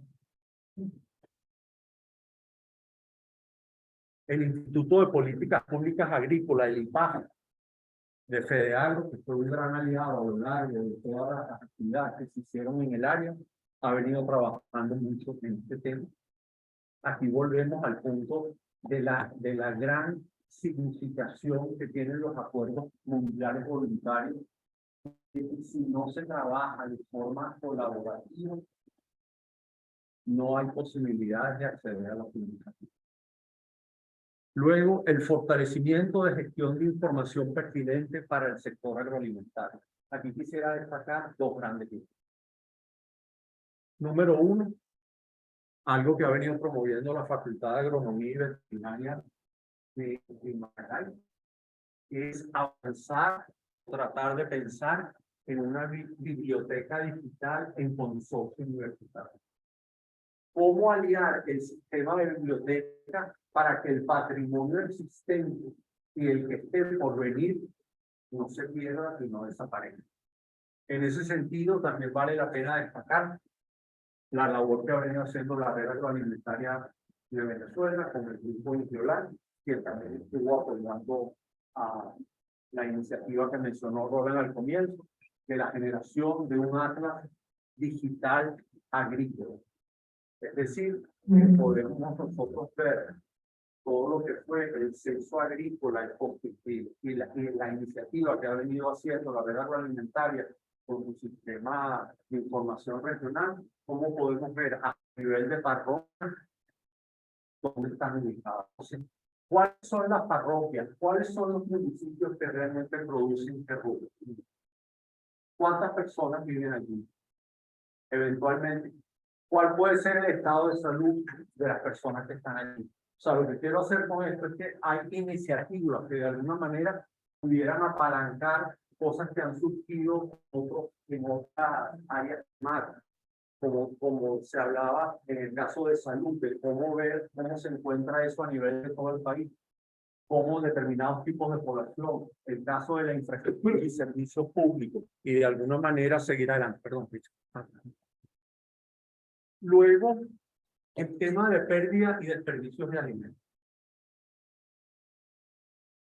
Es innumerable a nivel mundial la cantidad de alimentos que se pierden luego de haber sido fabricados y haber gastado todos los insumos. En este sentido, la oficina de la FAO en Venezuela, que también nos acompañó en varios de los foros, ha venido trabajando en este sentido, así como la Academia de Ciencias Físicas, Matemáticas y Naturales, la Fundación Bengoa, Fundación 5 al Día. Tienen iniciativas para esto.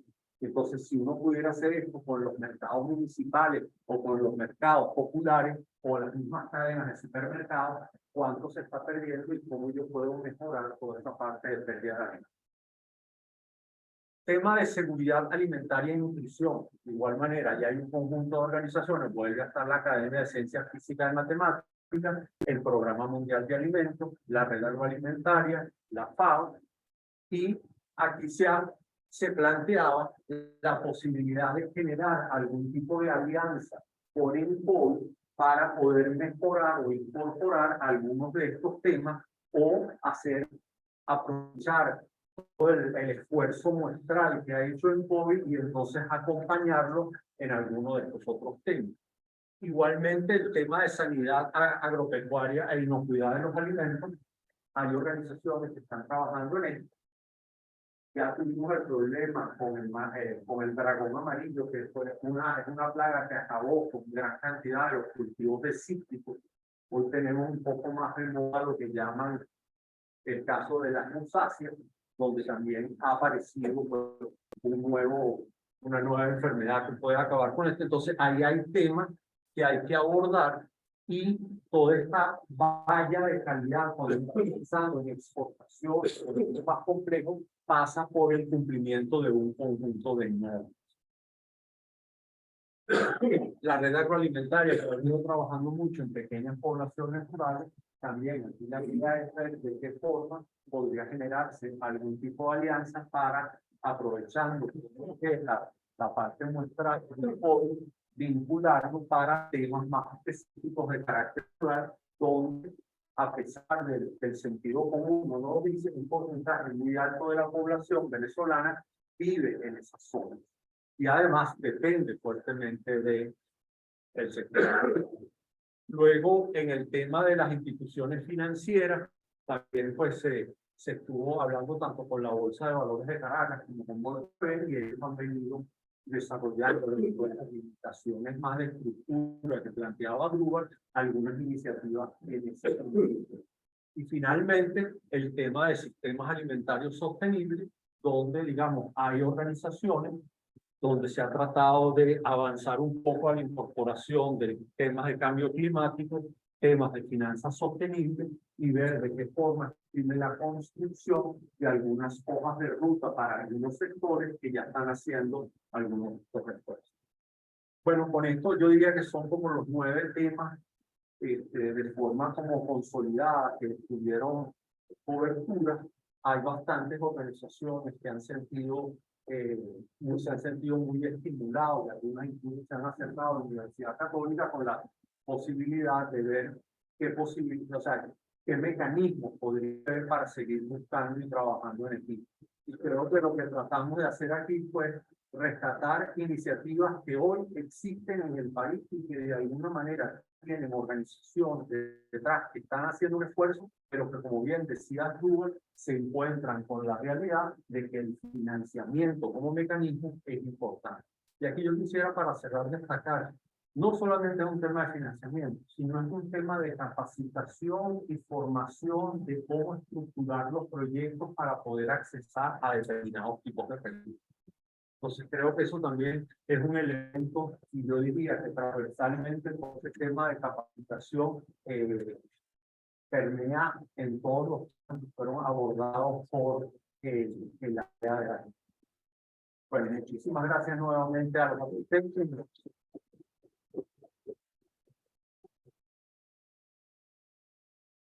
Muchas gracias. Excelente.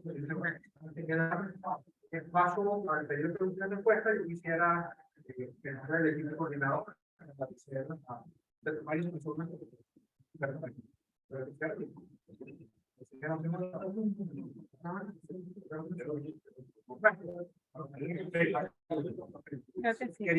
Queríamos agradecer muy especialmente a la Universidad de Apolo. Ella fue la que diseñó todos los talleres del gobierno, por la cual tuvimos la información y procesamos. Es una metodología muy interesante, ¿no? Queremos agradecer a Eduardo, director del proyecto de la organización, por todo el apoyo y por su participación en la diseño y la implementación del proyecto. Y por supuesto, nuestra querida Mariana Bermúdez, María Gabriela Alba, por todo el apoyo que nos prestaron a lo largo de estos meses. Llamábamos simplemente y el trabajo estaba hecho en los 5 minutos. Muchachos, muchísimas gracias por el apoyo que nos prestaron. A los 4 meses.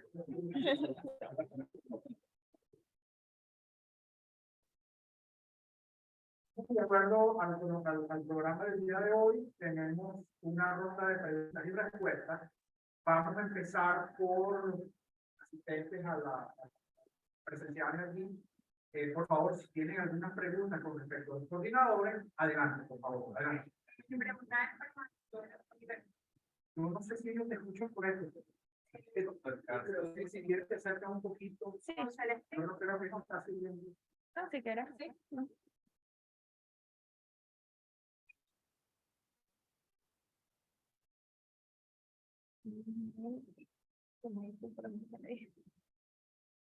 Ah, sí, okay.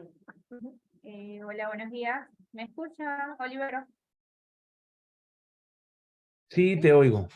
Ok, esta pregunta es para el comandante. El decano Ronald Balsa habló de que las propuestas económicas se crearon pensando en que no es indispensable un cambio político. Pero ¿cómo lograr que el actual gobierno asuma sus compromisos de deuda si se amarra del tema sanciones para justificar hasta la decisión de no subir el sueldo o el salario mínimo? Es una pregunta bien importante porque obviamente, si bien yo coincido con Ronald que estas propuestas no son necesarias para un cambio político, sí creo que para poder implementarlas y llevarlas a cabo necesitas acuerdo político. Y fíjate que la palabra es clave. No es cambio, sino acuerdo, ¿no?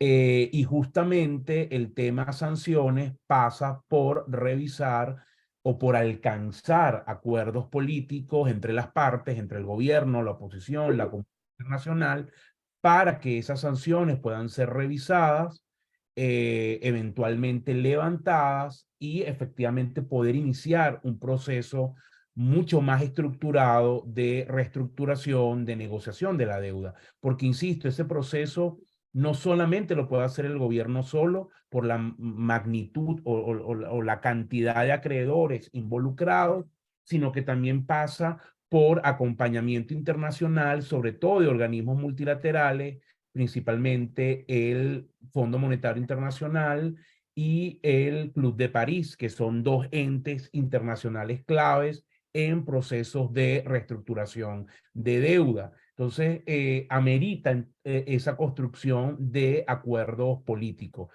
Yo veo muy complicado, casi que imposible, poder avanzar en una normalización del tema de la deuda y de las acreencias si no se dan acuerdos políticos entre las partes para poder alcanzar esos objetivos. Muchas gracias. De nada. No, pero eso no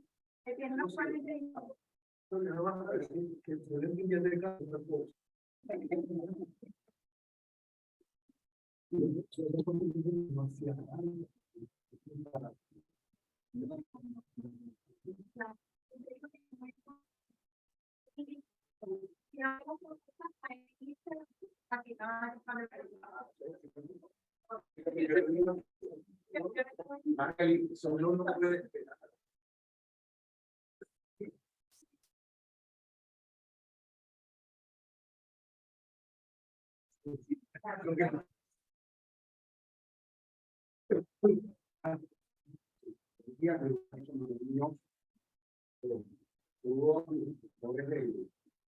Del diplomado de economía del mercado, Balsa, y al profesor Kelly. En su exposición hay todo un diagnóstico y además podríamos decir un pronóstico de lo que debería ser la actuación, de cómo solucionar el tema agroalimentario, ¿verdad? Pero en todas las organizaciones a las cuales tengo referencia en la exposición involucrada en el problema, no veo el Estado. Entonces, en una economía social del Estado, comparto lo que dice Puerto Balsa, no es necesario que haya un cambio de gobierno para tratar de hacer las cosas que hacer, pero considero que es indispensable el cambio de gobierno, tanto del modelo nuestro, que estamos en la economía social del mercado, que en un esquema donde la economía social del mercado sea el modelo económico, ¿cuál sería el rol del Estado en esa solución que se propone? Bueno, primero, a ver, más que proponer una solución, fueron 9 iniciativas que se están llevando a cabo en Venezuela, donde han involucrado un conjunto de elementos.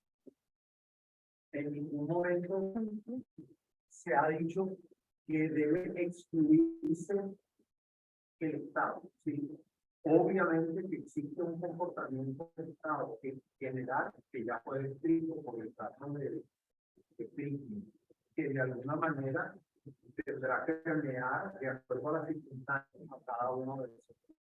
definitivamente, si tú miras el tema del Acuerdo Mundial de Voluntarios, que está un poco de la presentación, ciertamente en todos los países del mundo, los estados tienen un papel muy importante que jugar para hacer cumplir a los países los acuerdos mundiales.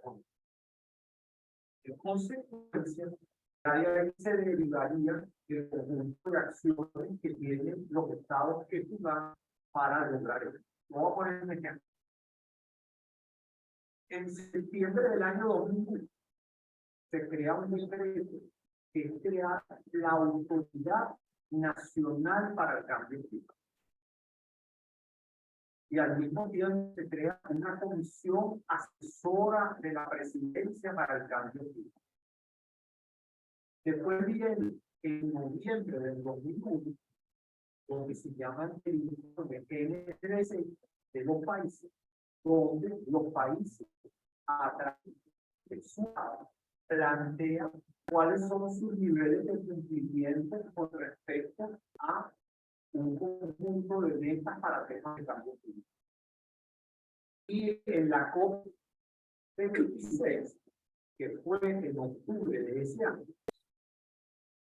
aparece, ya viene por el tema de finanzas sostenibles, se creó desde hace algún tiempo el Fondo y el Fondo Verde para enfrentar a los países necesita la participación.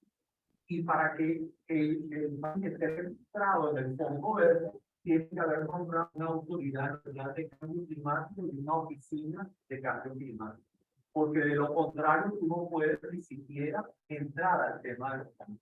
Con esto lo que quiero ilustrar es que definitivamente, no solamente dentro del ámbito de carácter nacional, que fue un poco el descrito de alguna manera por Cristo y otras áreas, sino es que también existe una serie de compromisos internacionales que involucran al Estado y que cualquier solución contemporánea al tema modesto de la presentación o de lo que se abordó en las 4 películas está por demás subyacente de que tiene que haber una incorporación activa del Estado en los roles que le corresponden.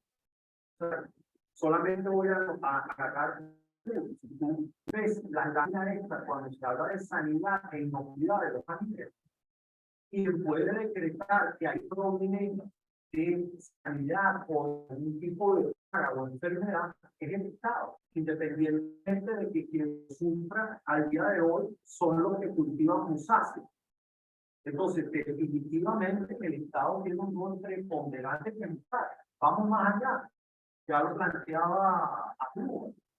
Para el país tener acceso a los organismos multilaterales, hoy, por lo menos el Estado tiene que pagar, el gobierno tiene que pagar las cuotas que tiene retrasado para poder acceder a esos beneficios. Y todos los otros países del mundo, y agarra tú simplemente en América del Sur, agarra Colombia, agarra Ecuador, agarra Perú, y a pesar de todos los grandes problemas políticos que puedan tener, son gobiernos donde reciben miles de millones de dólares de los organismos multilaterales que nos favorecen a cada uno. Entonces, definitivamente, claro, hay que dar una vista más de que el Estado tiene que tener una participación muy fuerte. Simplemente desde el punto de vista de los objetivos de los foros, nos centralizamos más en qué se está haciendo algo hoy en parte de Venezuela y cómo podemos apoyar a lo que esa gente está haciendo. Porque no es fácil decir que no podemos ir ahí no. Vamos a decir, nos nutrimos de lineamiento del proyecto. No me digas que para hacer cualquier cosa yo tengo que cambiar de vida. Porque si no, entonces a lo mejor estamos primos, porque si no, no cambiar ya sabemos la situación. Y lo que dijimos es, ¿qué se está haciendo en este sector a pesar de los pesares? Y vamos a no dedicar mucho tiempo al pesar, y hay mucho que dedicarle al tema de las alianzas y de acciones colaborativas entre organismos internos, y es verdad que en algún momento nos vamos a Claro. Creo que había alguien más por aquí. vamos a darle paso a las preguntas que se hicieron vía, que si pueden leer alguna. Por el coordinador de estar pendiente. Para cualquiera de los dispositivos avanzar en todas estas propuestas implican concertar, preparar, formar, comprometer a toda una serie de actores gubernamentales, políticos, empresariales, particulares, ciudadanía en general. ¿Qué estrategia existe para poderse lograr esa concertación y ese compromiso? ¿Sí? Felicitaciones a los expertos involucrados, alcanzaron excelentes resultados de propuestas. Para el doctor Rino Clemente de Julio Castillo. La banca ha perdido en buena medida su estructura agrícola que apoyaba los créditos agrícolas, apoyo que se dio por más de 40 años con resultados ya conocidos. Ante la necesidad de apoyo crediticio, está planteado un perfeccionamiento de las políticas de apoyo en ese sentido. No. Okay. Serían dos preguntas. Cualquiera de los dos y con concertar la estrategia para lograr el compromiso. Bueno, con relación a ese punto, yo creo que el contexto más amplio creo que estaría dentro de lo planteado por el de alguna manera, obviamente, si el sistema financiero se encuentra en los niveles de los 50, lo que puede ocurrir que tenga menos financiamiento y que no se vaya a reír o venga el propio empresario o de alguna manera que pueda participar de los fondos internacionales. Ciertamente el poco estimular el comportamiento del sector financiero obedece a un conjunto de políticas que de alguna manera no están dentro del ámbito de competencia del sector agrícola per se. O sea que hay medidas que tienen que ver más medidas de políticas macro o medidas que dentro del Banco Central con respecto a la política monetaria que ya pasa de interés que de alguna manera pudieran ayudar a esto. Y el otro punto, volvemos a lo que decía anteriormente, todo el financiamiento multilateral muchas veces está en consonancia con actuaciones del sector privado. Y entonces, nuevamente ahí existe una vinculación con esto que es de alguna forma general y las únicas fuentes de financiamiento que están pegando al productor son su propio autofinanciamiento, el financiamiento de sus proveedores y lo poco o mucho que pueda conseguir dentro del sector. Ahora, no pareciera, o sea, uno mira que el gasto de la bolsa de valores de Caracas y esto han ido creando para el conjunto de organismos para tratar de aprovechar un poco más, tratar de convertir en demanda una necesidad que es la que describe el sector aquí. Si alguno de los coordinadores quiere responder. Sí, quisiera hacer un comentario sobre la pregunta respecto a las propuestas de concertación. Bueno, este es un esfuerzo a favor de estas propuestas. Quiero recordar lo comentado por el profesor Ronald Balsa al inicio. Tuvimos intercambios con expertos del área de la economía, pero también de otras disciplinas como las ciencias políticas, el derecho, expertos agroalimentarios, distintas universidades, empresarios, organizaciones de la sociedad civil, y entonces este es un esfuerzo buscando que se genere un diálogo, buscando que se socialice la necesidad de concertar entre el sector público y el sector privado. Quisiera invitar a quienes están interesados en hablar sobre estos temas de concertación a ver el evento que tuvimos sobre los vínculos entre democracia y desarrollo económico, en el que participaron Marién Jiménez, John Magdaleno y de la Universidad de los Andes, el profesor Oscar Aguilera, en donde se dio una riquísima discusión sobre la importancia de que desde ya se discuta cómo fortalecer las actuaciones públicas en el marco de promover la negociación, que tenemos que mirar la negociación como un camino para lograr estos acuerdos y que más allá de condiciones electorales que se están solicitando, de temas humanitarios, de presos políticos, pues hablemos del fortalecimiento del Estado para que cumpla el papel que debe cumplir. Y quisiera aprovechar de comentar, aunque no se vio en los últimos mensajes de los chats, que se hicieron comentarios respecto a la necesidad de formular un presupuesto consolidado del sector público. Totalmente de acuerdo, estamos hablando de transparentar y consolidar las cuentas para saber los compromisos reales y las capacidades reales del Estado y hacer la reingeniería administrativa y el aprovechamiento de tecnologías digitales para hacerlo mucho más eficiente. Preguntaron qué se proponía ante el arrope masivo de militares en muchos de los ámbitos del sector público. Es cierto, hay un grave problema de una participación de las fuerzas militares y de seguridad en ámbitos civiles y esto tiene que cambiar. Tenemos que nuevamente dentro del área de incorporar nuevas ideas sobre el alcance que debe tener el Estado en la economía, pues cada quien cumpliendo su lugar respecto a sus competencias y sus responsabilidades y necesariamente tenemos que hablar de un Estado más civil, más equilibrado y más dialogante en las relaciones con la sociedad y también hicieron los comentarios respecto a la modificación de la ley del trabajo. Este tema surgió en algunas de las mesas, tanto en la del sector manufacturero como en la del sector de infraestructura y en la del sector de seguridad social, la importancia de reformar marcos regulatorios.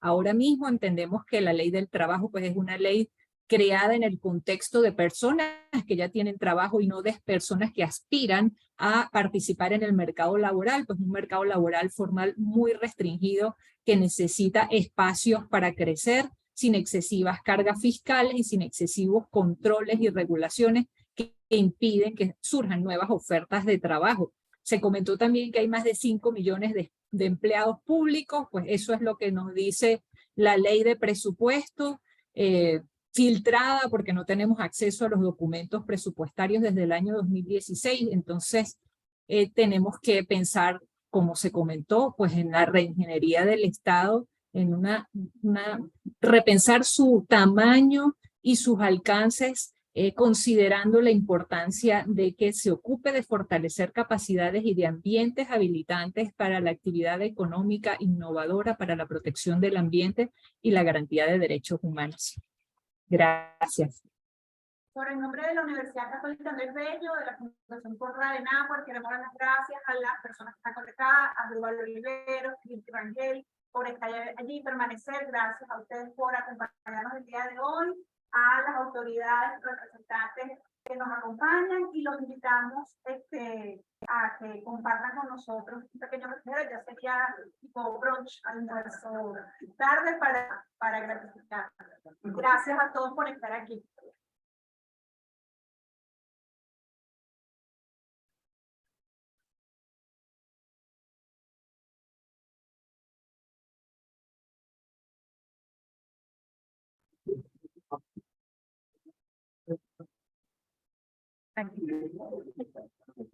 Chao, muchas gracias. Gracias.